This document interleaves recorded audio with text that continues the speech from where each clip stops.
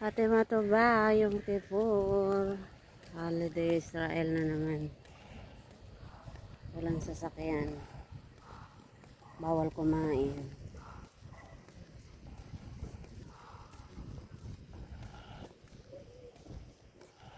Diba yan? Lapit na tayo sa dagat.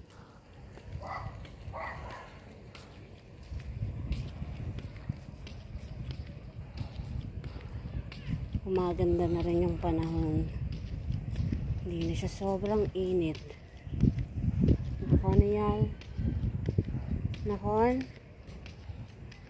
Palubog na ang haring araw. Tumatago na siya. Kaklase ni Yal. Shalom! Sadim! Fatima ba?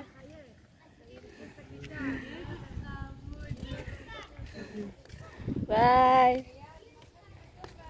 Fatima ba? Nakakita ng kalahi niya.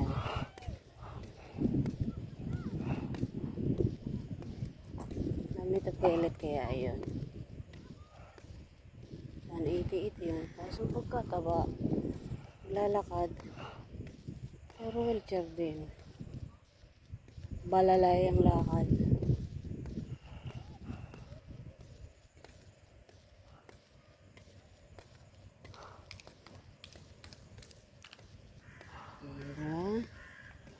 Tayo ang hari ng kalsada ngayon. Iyal. Nakon? O, diba? Buhay OFW tayo. Tulak-tulak. Tayo may matatalisod na dolyares. Hindi na ang side ng dagat yan. Pero hindi tayo paparoon. Medyo malayo-layo.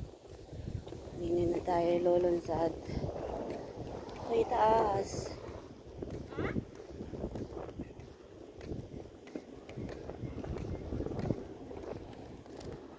Bye.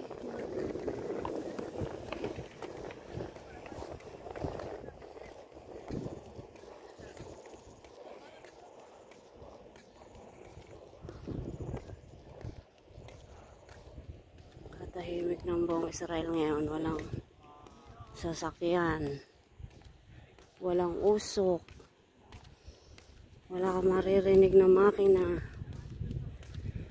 kundi ang tatak ng tsinelas. Mga bata mamaya magbabike yan. Ano yan? Kon? Nakon. Sibog siya mga adasok. Nakon.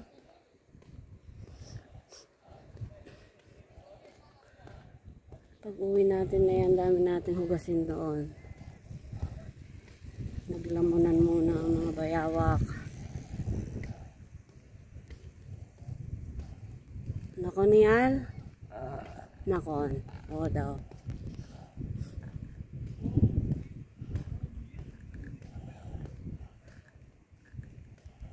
Tayo muna tayo ng konti. Kon? Oo. Kaganda naman ng halaman na yan eh. Oh? Kaganda eh. Tapos itong olive na ito. Bonsai na bonsai. Oh, ganda. Kaganda. Kahit highway kalsada eh. Ang ganda ng mga tanim nila. Ano yan? O, diba? Ganda na ba?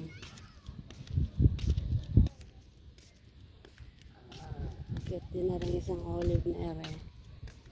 O?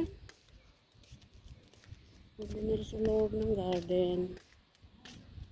Kon? Nakon? Yala kita eh. Gumaod na. Hanggang dito na lang ang ating mini video. Nakon? Tagid, bye bye. Thank you. Tagid.